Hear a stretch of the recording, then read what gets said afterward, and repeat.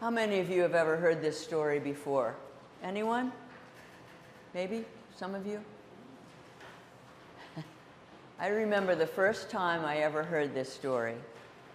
I was 4 years old in Mrs. Van Stone's Sunday school class, and we were gathered by her into a little circle around the flannel board.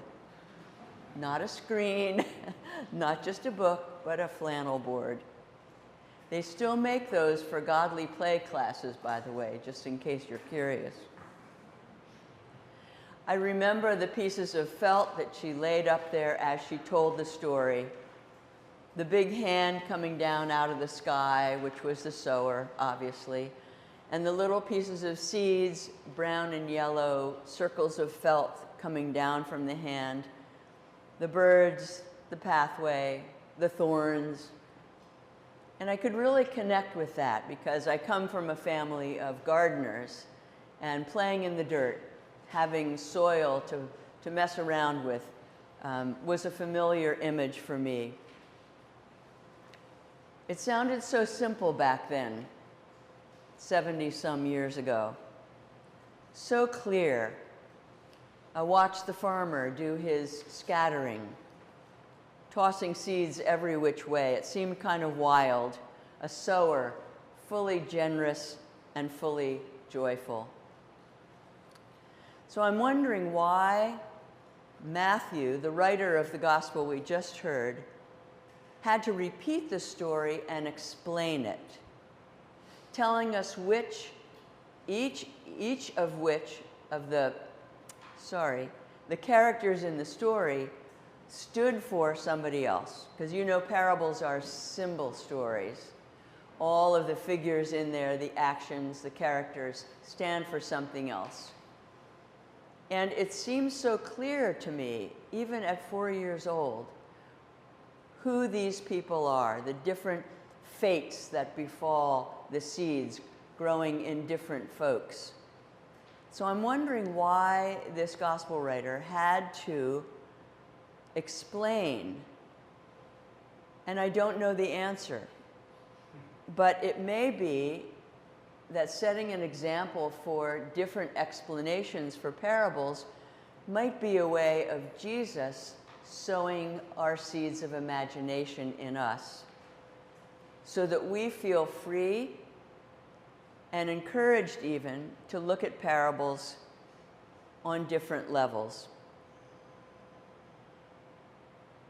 I'm hoping that he wanted to encourage our curiosity and stimulate our thinking by showing us how we might go about explaining these stories. When I go to the eye doctor every year for my eye exam, she gets out this gigantic machine and pulls it close to my face so that I'm looking through two little eye holes, and she begins to flip lenses. Have you ever had that experience, flipping the lenses? And she'll say, is this better or this? And sometimes I'm hard-pressed to know which is better. Sometimes it's clear. This one's fuzzy. This one is clearer. But at other times, I can't tell the difference.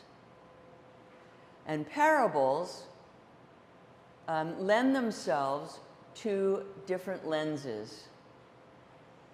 And I'm going to put out for you a couple of those lenses that we could maybe look at today and see what connects with you, how Jesus might encourage our imaginations and our thoughtfulness and our explanations and our own connections. Jesus may have wanted his listeners sitting there on the shore as he's bobbing up and down in the boat to whisper to one another. Maybe he wanted them to nudge one another if there was a familiar image, or to ask questions, or to take the time to ponder a truth about the nature of God or the nature of human interaction with the Spirit. I think he wanted people to be able to connect over these stories. So let's play with a couple of lenses. Over the seasons of our lives, there have surely been times when we have been stubborn as a rock, where the seeds of God's love and grace don't have a chance to take root. Maybe in other seasons of our lives, there have been occasions when we've felt smothered by painful memories or guilt or regrets, almost as if we were being choked by a thorn bush, unable to grow past that pain and the scratches, unable to grow past those sharp prickers. Or perhaps at other times we've been so focused on the path ahead, so determined to accomplish goals,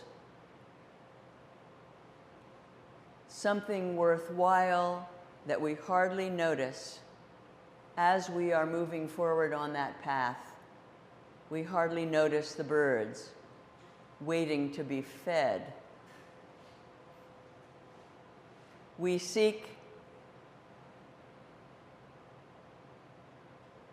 the fertile field as you and I try to find, continue to find a place where we might flourish. What about the season of your life where you find yourself right now? How receptive is your inner terrain to the generosity of God's offer of extravagant grace today? What's going on, and where do you notice the handful of seeds being thrown your way? God's comfort, guidance, strength, or love. Another lens. Could you be the sower? Have you put something out there with the best of intentions or the highest of hopes? How is that turning out? Maybe those seeds of hope and intention will fall on fertile ground. Maybe not. If they fall on the path, be thankful that you are feeding the birds.